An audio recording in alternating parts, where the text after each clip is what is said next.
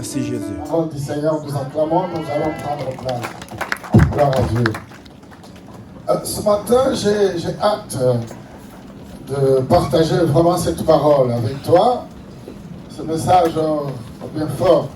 Je me disais, il faut que le dimanche arrive vite pour que je livre ce message et je le partage à l'Église, au peuple de Dieu. Alors, notre texte principal, sans doute, le texte de Marc, chapitre 4, évangile de Marc, chapitre 4, la tempête apaisée. Jésus va apaiser la tempête. Ce matin, j'ai envie de parler de nouveau de la maturité spirituelle. Moi, je sens que Dieu est en train de bénir ta vie. Amen. Amen. Je sens que jour après jour, Dieu te nourrit. Je reviens à cet exemple, cette image combien importante dans la vie. L'enfant, quand il naît, l'enfant est nourri au biberon, n'est-ce pas?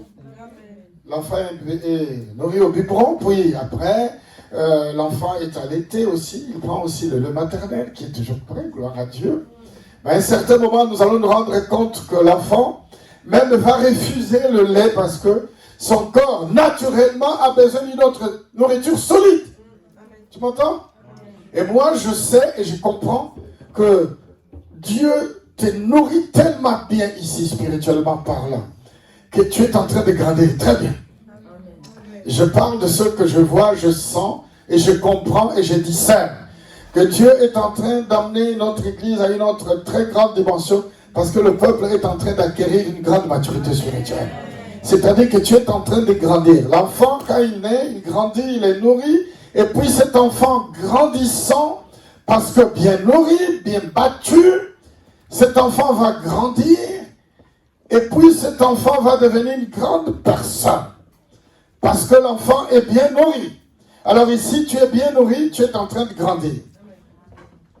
Mais, vous verrez que même cet enfant grandissant, ça ne sera pas sans peine, non?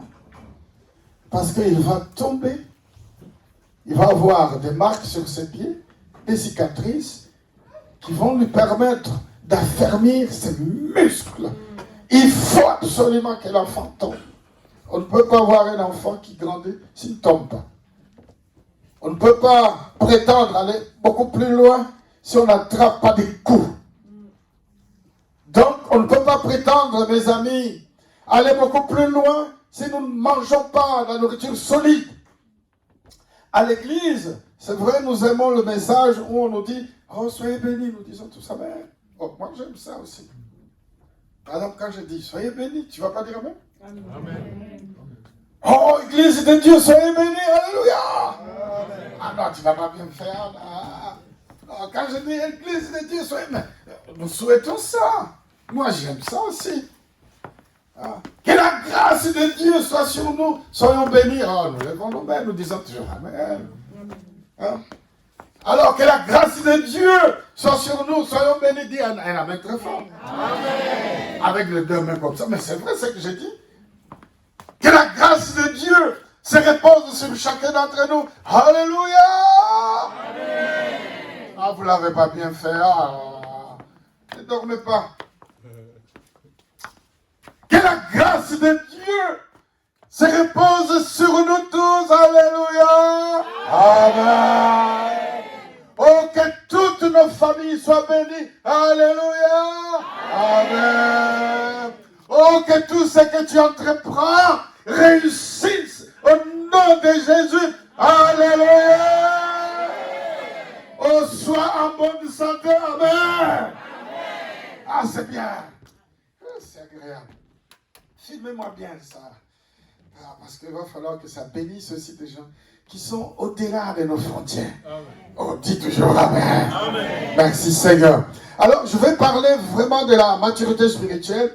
Il y a quelque temps, j'ai commencé une méditation très profonde. Quand Israël, ah oui, nous sommes encore au début de cette année 2020, quand Dieu m'a donné ce message merveilleux où Israël doit quitter l'Égypte, chapitre 14. Alors, en quittant l'Égypte, ce peuple va traverser la mer Rouge à sec. Oh, quel obstacle! C'était déjà grandiose, n'est-ce pas? La mer Rouge à sec. C'est effrayant. Essaye un peu de te faire cette image où le peuple va marcher à sec. 2 murs, à gauche et à droite, 2 murs des eaux, et je vous assure, j'aime regarder le film. Même s'il y avait 2 murs, les eaux grouillaient, c'est-à-dire les eaux avaient envie d'envahir le peuple qui était là. Il n'y a que Dieu qui peut le faire. Mais ils ont traversé avec la peur dans le ventre. Et puis ils sont arrivés de l'autre côté. Mais avant déjà de traverser, dans le message, Dieu nous a montré qu'avant que le peuple traverse, ils étaient sur des lieux infestés, des lieux infectés.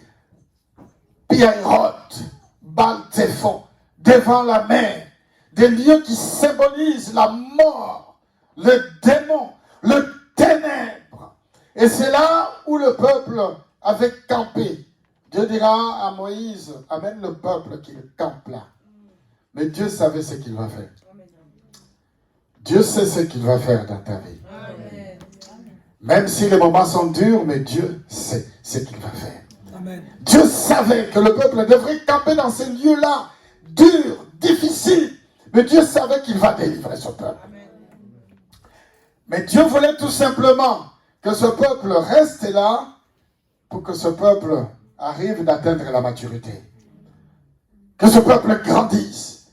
Dieu permet des moments difficiles, que tu traverses des moments extrêmement difficiles, mais Dieu sait ce qu'il va faire. Parce qu'après ces moments difficiles passeront, et toi tu vas atteindre la maturité, tu vas atteindre la bénédiction. Dans tous les cas, un enfant ne peut pas gérer des grands biens s'il n'a pas atteint l'âge mature. Jésus, ici, dans ce texte, mes amis, va demander à ses disciples de passer de l'autre côté. Tu vas passer de l'autre côté. Amen. Dieu veut que nous passions de l'autre côté. Mais nous avons besoin d'avoir la maturité spirituelle. Dieu veut que nous soyons forts. Dieu veut que nous atteignions un autre niveau. Dieu nous prépare à de très grandes choses. Alors c'est très important la préparation avant d'atteindre un certain niveau. Tu m'entends toujours? Amen. Un jeune homme qui est étudiant et qui vit chez ses parents, il ne paye pas le loyer, il ne paye aucune surcharge, le frigidaire est rempli par quelqu'un d'autre. Lui, quand il arrive, il se sert. Ça se passe comme ça, oui ou non? Oui. Ben, il faut que ce jeune homme ou cette jeune fille sache qu'un jour, il va falloir qu'il parte, qu'il se prenne en charge. Alors, il faut se préparer. Je sens qu'il y a quelque chose de bien qui est en train de venir dans ta vie. Amen. Mais prépare-toi. C'est beau. Moi, je sens, bien aimé, que tu es en train de monter en puissance. Qui sent ça? Je sens qu'il y a quelque chose de très, très grandiose, de beau, d'agréable, qui est en train de venir. Mais il faut que tu te prépares. Même celui qui va se marier, avant de se marier, il faut se préparer. Il y a des gens qui ne se marient pas parce que ces gens ne sont pas préparés. Et nous faisons des enseignements ici pour préparer le jeune fille et le jeune garçon, et même ceux qui ont fait naufrage à leur mariage antérieur, parce qu'il y a eu des erreurs, pour qu'ils se préparent afin que le prochain mariage soit agréable. Oh Dieu, amen. Ah, il faut se préparer, mes amis. Parce que la vie d'un célibataire et la vie d'un marié, c'est pas la même chose. Non, c'est pas la même chose. La vie d'un étudiant qui vit chez ses parents et qui n'a aucune seule responsabilité. Tout dépend des parents. Ce sont les parents qui payent les loyers, qui payent le charge. Lui, il ne sait même pas combien coûte le loyer. Il ne sait pas l'électricité, le gaz, l'eau, les assurances. Il ne sait pas. La nourriture, combien cela coûte, il ne sait pas. Les impôts, les taxes foncières, etc. Il est chez lui, il sait seulement qu'il doit manger. Il va faire ses courses. Il va faire le sport, il est avec ses amis, il rigole. À cœur joie. Quelle insouciance! Mais il ne sait pas que cela coûte. Mais un jour, il va falloir s'en aller. Devenir un homme responsable. Bien aimé, Dieu veut te confier des grandes choses. Dieu veut te confier des très grandes, énormes responsabilités. Dis toujours Amen. Mais il va falloir que tu te prépares. Alors Dieu est en train de te préparer parce que Dieu veut te confier des grandes choses. Lève un peu la main, confesse un peu cette parole avec moi. Il faut que je me prépare parce que Dieu veut me confier des grandes choses. Il faut, dis-le, ici à la paix de l'Éternel, Dieu veut confier encore. On confesse, Dieu veut me confier des très grandes choses. Il faut que je me prépare. Même pour les petits enfants qui sont là, les jeunes filles, oh c'est beau, la paix de l'Éternel. 99% des jeunes, gloire à Dieu. Moi j'aime cette église, des jeunes. Alors, il va falloir que tu te prépares. Je sens que tu vas gérer des grandes choses. Je sens que tu vas gérer des grandes affaires, des grosses sommes d'argent en banque. Mais ne te sous-estime pas. Tu dis, oh, moi je ne suis qu'une jeune fille. Je suis chez moi. Ce matin, j'ai envie de te préparer et pour te dire, prépare-toi parce que désormais, dans très peu de temps, ça ira trop vite. Dieu va mettre à ta disposition des grandes choses que tu dois gérer désormais. Quelqu'un dit Amen. Ah, merci Seigneur. Donc, il te faut, bien-aimé, une bonne préparation. Alors, ce matin, je vais te donner quelques principes qui vont te permettre de continuer à te préparer. Mais entre-temps, moi, je sens que notre Église se prépare à des moments, oh, combien forts, combien merveilleux, qui sont en train d'arriver. Et quand je dis Église, l'Église, c'est toi. Amen. Mais nous avons besoin d'atteindre un autre niveau. Amen. Des compréhensions, des gestions. Un autre niveau, des prestations de services. Tous ensemble, nous avons besoin d'atteindre une autre dimension. Un nouveau statut de petite église à une grande église. Il va falloir absolument que tout le monde se prépare en se disant, oh, désormais, nous allons gérer des grandes choses. C'est pourquoi Dieu va faire un grand détour à Israël, parce qu'il fallait qu'Israël, modèle de peuple spécial dans le monde entier, soit prêt d'avoir une autre maturité. Et c'est ce que Dieu est en train de faire pour nous. Amen. La paix de l'Éternel, mes amis, n'est pas n'importe quelle église. C'est une église modèle. Dans son essence, dans sa mission, dans ce que Dieu veut que nous fassions. Alors il va falloir vraiment que nous ayons l'esprit de discernement, de comprendre qu'est-ce que Dieu veut effectivement faire. Alors à l'église, c'est beau qu'on nous donne des messages, soyez bénis, gloire à Dieu, merci Seigneur. Mais acceptons aussi le message où on nous dit parfois des choses très dures qui vont nous permettre d'avoir des nerfs solides spirituellement parlant, des muscles très solides comme le message que Jésus donne à ses disciples en leur disant « Mangez mon corps, buvez mon sang ». Ce message était dur. Plusieurs se sont retirés parce que manger le corps de Jésus et boire son sang symbolisait les obstacles aussi qui consistent à la mission. Pour mener la mission, pour prêcher la parole de Dieu, il faut aller dans des montagnes, il faut aller dans des lieux qui sont difficiles, il faut évangéliser. Et pour évangéliser, il faut se rendre dans des places publiques où nous serons insultés. Où les gens vont dire, ah, qu'est-ce que vous racontez là? Il faut que nous continuions d'avoir la foi et la conviction que c'est la mission que le Seigneur nous a donnée. En France, aujourd'hui, il est difficile d'ouvrir sa bouche et dire Dieu existe. Les gens disent non, Dieu n'existe pas. Mais nous savons que Dieu existe. Dieu nous a appelés. Dieu nous a choisis. Mes amis, le premier culte, normalement, doit être complètement rempli. Rempli parce que nous avons compris. Nous devons aller évangéliser. Alors, manger le corps de Jésus et boire le sang de Jésus aussi symbolise les obstacles et la difficulté de la mission elle-même. Celle d'annoncer l'amour de Dieu, manifestant Christ Jésus.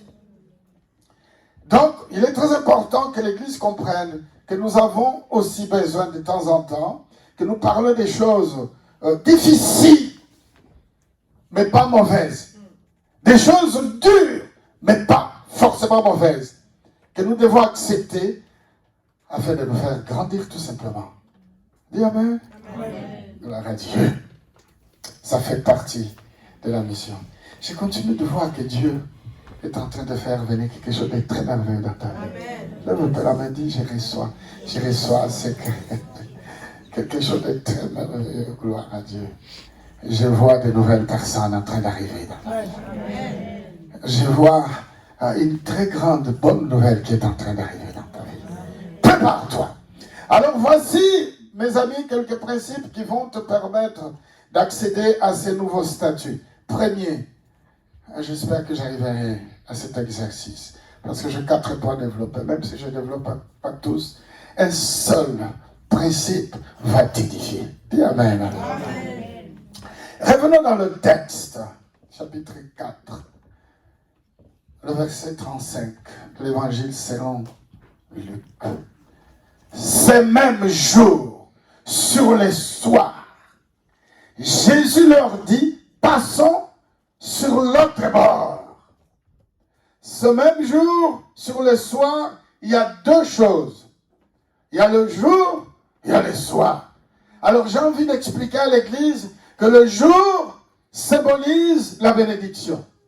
Et le soir, la nuit, symbolise le ténèbre. Moi, je me suis posé une question. Pourquoi est-ce que Jésus, en pleine journée, ne dit pas aux disciples, rentrons dans la barque et passons de l'autre côté? Pourquoi? Mais Jésus leur dit, non. Durant la journée, il dit, c'est le soir que nous allons monter dans la barque et nous traverserons. Or, la nuit, déjà il y a l'obscurité, il fait noir. Tout est obscur. Mais c'est durant la nuit que Jésus va souhaiter, mes amis, la traversée. Ils avaient déjà noué d'autres grandes expériences où ils étaient. Mais Jésus arrive à un certain point et il dit non. Ici, c'est bon maintenant. Faisons autre chose. J'ai envie de te dire, jusqu'à présent, tout ce que tu faisais, c'est bien, c'est agréable. Mais le Seigneur veut que tu fasses autre chose. Amen. Lève un peu la main comme ça. Dis, le moment est arrivé que je monte en puissance. Il faut que tu montes, bien-aimé. Tout ce que tu fais, tout ce que tu as fait jusqu'aujourd'hui, c'est beau, c'est agréable. Mais prépare-toi à de nouvelles grandes choses qui vont arriver. Aujourd'hui, quand on voit les groupes qui chantent, on dit, c'est bien. 4, 5 filles. Mais moi, par les yeux de l'esprit, je vois un grand groupe qui est en train de venir. Amen. Que nous devons préparer. Qui vont faire le boulot à l'église. Gloire à Dieu, merci Seigneur. Dis toujours Amen, fort. Amen. Tout ce que tu fais, c'est bien, c'est agréable. Mais Dieu veut que tu fasses autre chose, meilleur que ce que tu fais aujourd'hui. Mais il faut que tu te prépares. Alors Jésus va parler durant les jours. Il va dire, mes amis, il fait jour, mais le soir, nous allons pouvoir traverser. C'est-à-dire que nous allons affronter des moments difficiles. Ça sera dur, mais nous arriverons. Cette fois-ci, Jésus était aveugle dans la barque. Amen. Mais dans un autre texte de la traversée, Jésus ne sera pas aveugle. Il va leur dire, allez, c'est toujours la nuit. Et puis, nous allons nous voir là de l'autre côté. Mais nous restons sur ce texte. Jésus est avec eux, dans la barque, et puis il dit, montons. Passons de l'autre côté, la nuit. Jésus va monter dans une barque, et puis il y avait d'autres barques. Mais je reste sur le premier aspect, la difficulté de la nuit. Il fait obscur. La nuit, bien-aimée, c'est le ténèbre.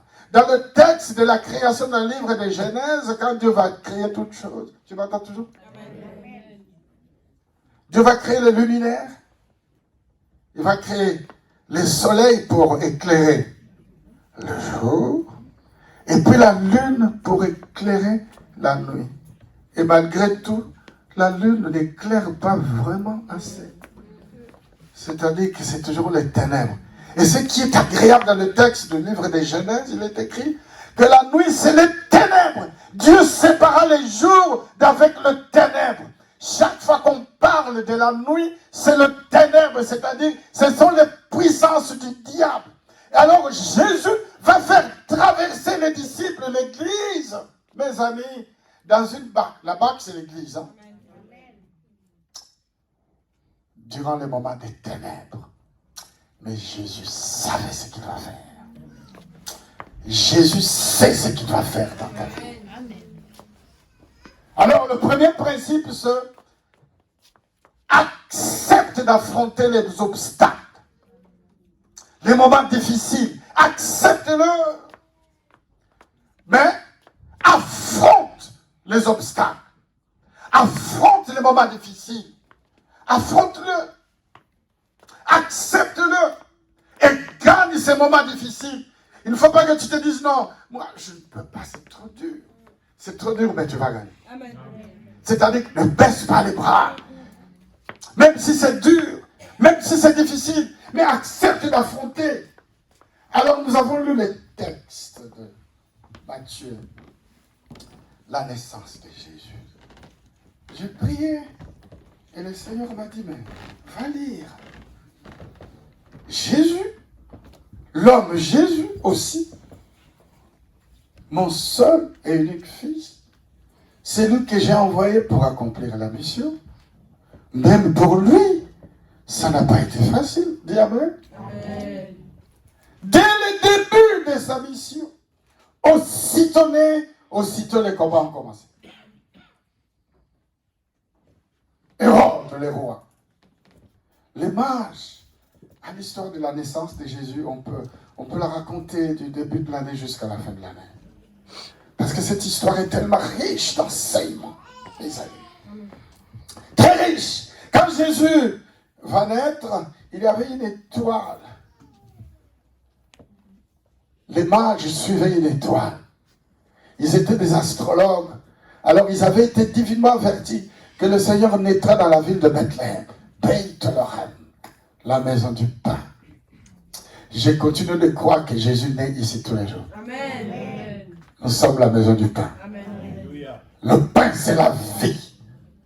Alors quand ils suivaient l'étoile, l'étoile s'est arrêtée à Beit Lehem.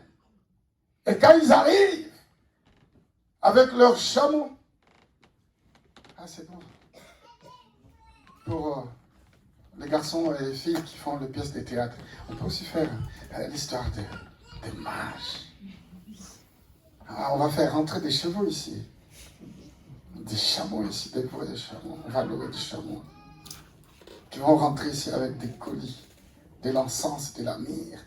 Je ne sais pas si on peut trouver de l'encens et de la myrrhe en France. Et quand ils arrivent avec les M, avec leurs cadeaux, ils ont dit, mais nous sommes en train de suivre l'étoile. L'étoile s'est arrêtée. Moi, je vois l'étoile de Jésus arrêtée ici. Amen. Je sens cette étoile, elle est là. Amen. Nous sommes venus adorer l'enfant Jésus qui est né dans cette ville. Et cet enfant n'est pas n'importe quel enfant. Cet enfant est le roi des rois. Amen. Cet enfant est le Seigneur des seigneurs. Amen. Cet enfant est venu relever un grand défi. Récupérer tous les enfants d'Israël perdus.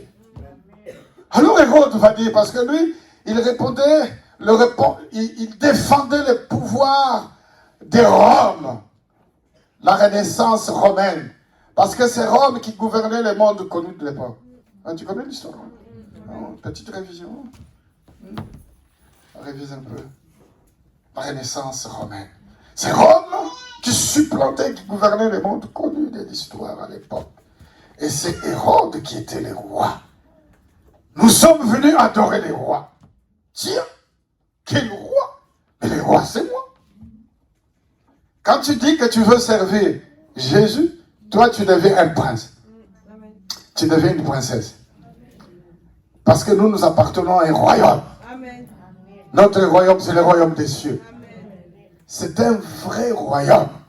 Ce n'est pas seulement un royaume spirituel. C'est un vrai royaume. Là où nous habiterons, bien-aimés, d'une manière perpétuelle. Nous sommes des princes. Nous sommes plus que le prince Charles. Amen.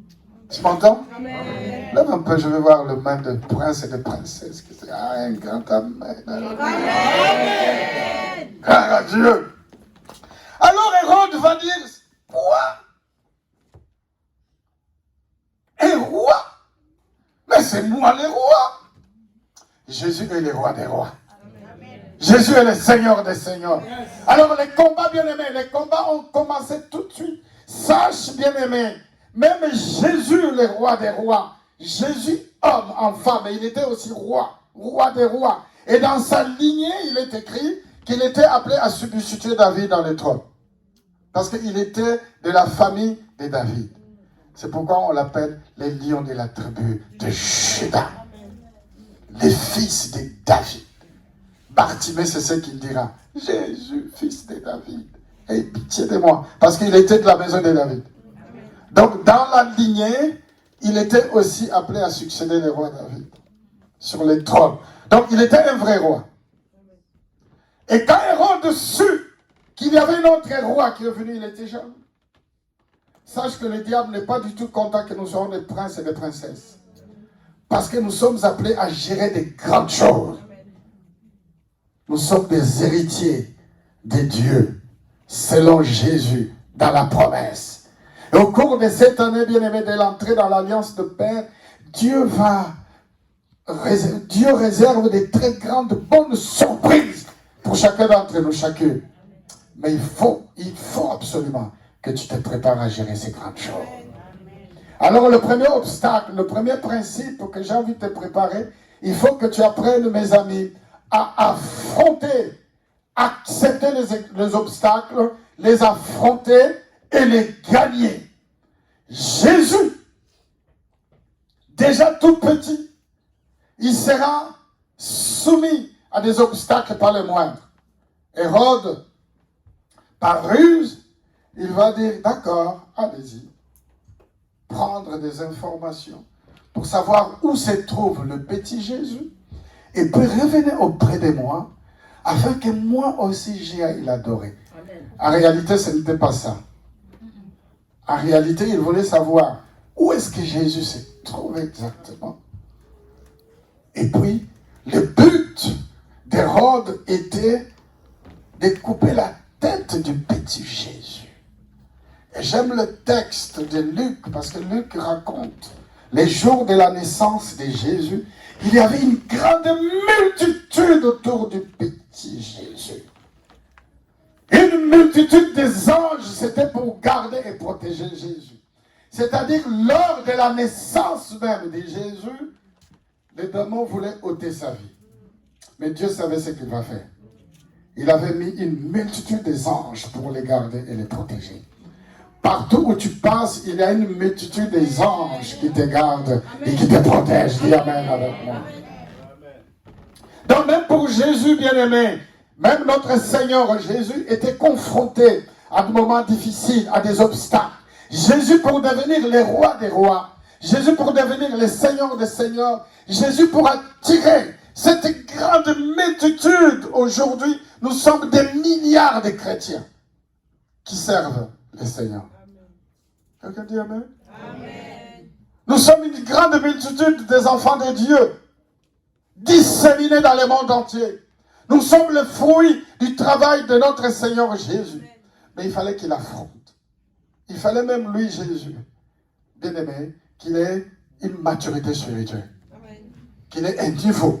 Depuis tout petit déjà, il fallait que Dieu prépare son fils à avoir la maturité spirituelle. Pour faire le travail qu'il est venu faire. Parce qu'après, nous avons lu dans le verset 12, puis divinement avertis en songe. Donc, les mages ont été divinement avertis. Parce que Hérode, qu'est-ce qu'il voulait? C'est tuer Jésus. Mais l'ange va avertir en songe aux mages de ne plus retourner sur le même chemin.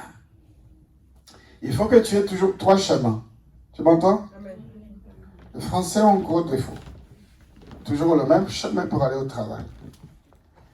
Et s'il y a des travaux sur le même chemin, il est bloqué. Il ne sait plus comment faire. Il faut que tu aies toujours plusieurs alternatives. Il faut que tu te dises, si demain l'autoroute est bloquée, la A1, il y a la A3. Sinon, je vais prendre un autre chemin. Je peux prendre la francilienne pour atteindre Paris. Il faut que tu sois bloqué. Tu m'entends? Si le périph' est bloqué, je prends la petite ceinture. Je prends un autre chemin. Il ne faut pas que tu sois bloqué.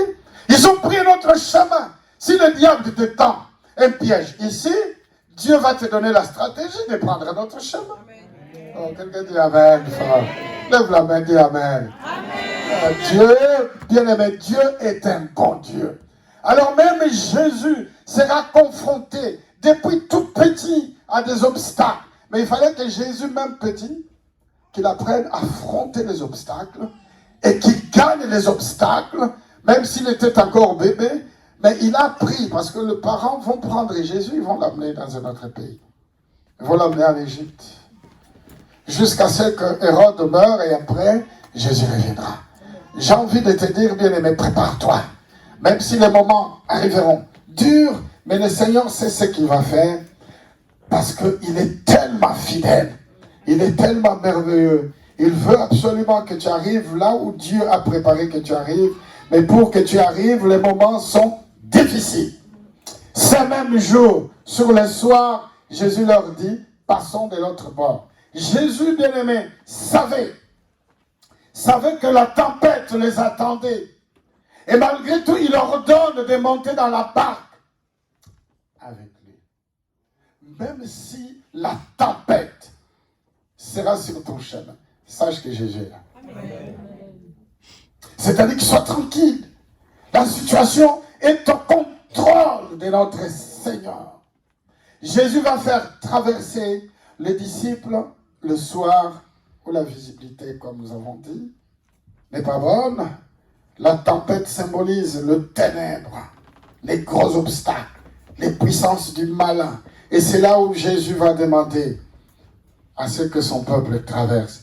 Même si, mes amis, les moments sont difficiles, sache que le Seigneur interviendra. Amen. Et d'ailleurs, il est à l'intérieur de la barque. Alors, il y a un élément très important que je voudrais aborder. Et après, nous prions. Et Dieu nous bénira. Après avoir renvoyé la foule, ils l'amenèrent dans la barque où il s'est trouvé. Il y avait aussi d'autres barques après lui. Jésus était dans une barque. La barque, c'est l'église. Hein? Tu m'entends? Je vais donner cet élément après nous prions. Avant la traversée, ils n'ont pas traversé durant le jour. Ça aurait été facile. Il fait jour, c'est beau. Nous montons dans la barque. Nous allons pagayer, nous allons traverser, nous arrivons la nuit. Durant les moments difficiles. Ça ne sera pas sans peine la bénédiction que Dieu te réserve. Elle est bonne. Elle est merveilleuse. D'ailleurs, il n'y a pas de victoire sans combat. Ça n'existe pas. Tu ne peux pas te dire, non, je vais avoir mon diplôme si tu ne révises pas trop. Si tu révises peu, tu n'auras pas le diplôme. Il faut que tu révises trop même. Il faut que tu travailles beaucoup. Dieu veut donner un nouveau... Je sens que Dieu veut donner de nouveaux emplois ici.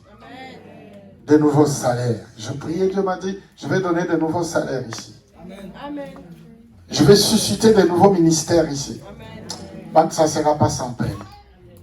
Dis Amen. Amen. Ça sera avec des difficultés. Mais la situation est au contrôle de notre Seigneur. Jésus va monter dans une barque. La barque, c'est l'église. C'est-à-dire, même si nous aurons la tempête, les tourbillons, les moments difficiles, ah, c'est beau. Soyons en paix parce que Jésus est à l'intérieur. Amen. Jésus était à l'intérieur de la barque. Mais il est écrit, il y avait encore d'autres barques. Et qui devaient partir aussi avec lui. Ça symbolise beaucoup de choses. Ça symbolise aussi qu'il y avait d'autres personnes. Qu'il y a d'autres personnes. Tu m'entends? Amen. Que nous avons plusieurs autres personnes que nous devons ramener à l'église. Amen. Qui doit ramener cette église? C'est toi et c'est moi. Amen. Énormément beaucoup de gens que nous devons ramener ici. Et si nous arrivons, c'est là où notre bénédiction va arriver. Amen. Dieu veut que nous atteignions un nouveau statut de petitesse à la grandeur. Et c'est toi. C'est chacun d'entre nous que Dieu veut qu'il atteigne ce niveau de spiritualité, ce niveau de maturité. Dieu veut nous faire traverser de l'autre côté, c'est-à-dire à des très nouvelles, bonnes, grandes expériences. Mais ça ne sera pas sans peine. C'est-à-dire que ça sera avec des coups. Même s'il y aura des blessures, le Seigneur est au contrôle. Nous avons besoin de rester dans la barque. J'ai envie d'entendre des pas de personnes qui font comme ça. Nous avons besoin de rester. Continue. Il y a des pas. Hein? Je ne sais pas si ces pas pourront être entendus. Hein? Lève-toi un peu, lève-toi avec ces pas comme ça. Nous avons besoin de rester vraiment à l'intérieur. Quand tu es debout, fais ces pas un peu. Continue. Ah, c'est merveilleux chant, mais ces chants, il y a qui comment ils connaissent pas ces chants. Beau chant, mais il y a qui comment ils connaissent.